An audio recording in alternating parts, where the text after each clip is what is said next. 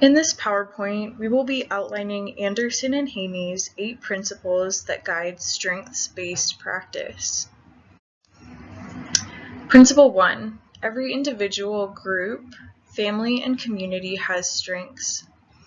This principle helps TR professionals to have a perspective of positivity. Our recognition of strengths will help our clients to see their own potential. This concept reaches beyond the individual client and helps us to recognize the strengths of larger groups, such as families that you see on the right, and communities of all kinds. Principle 2. Difficulties are also sources of challenge and opportunity. This principle can be a tough one, but it helps to turn situations that would typically be viewed as negative into ones that can be seen as uplifting. Overcoming challenges changes from being a burden into something that is joyful. The term resilience is important to this principle.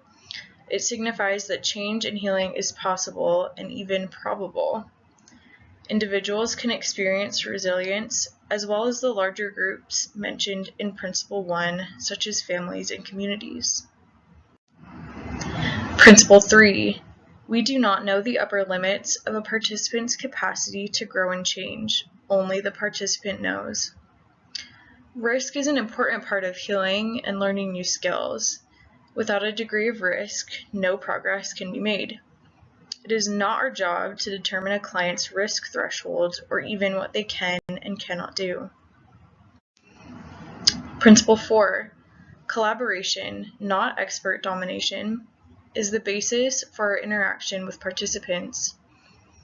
The relationship between the therapist and the participant is equal. That's the most important thing that we can get from Principle 4. The client is the one in control of their treatment. They know themselves better than the therapist. The professional then serves as a guide for treatment and a supportive role rather than being in a place of power. Principle 5. Every environment is full of resources. This principle states that we need to be more aware of the resources around us. We should see our clients in terms of their environment and what we can use to best support their needs. Principle 6. Context matters. Clients are not disassociated from their environments. Therapists would do well to learn about individuals' relationships and the settings in which they live. For example, school, work, community participation, family dynamic, and so on are all important.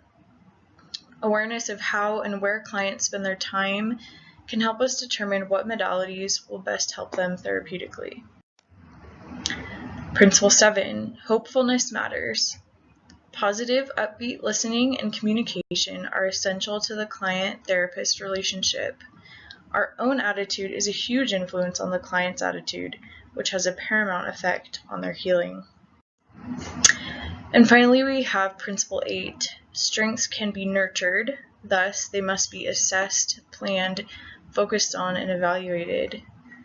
By using the API process, we can better manage and take stock of a person's strengths.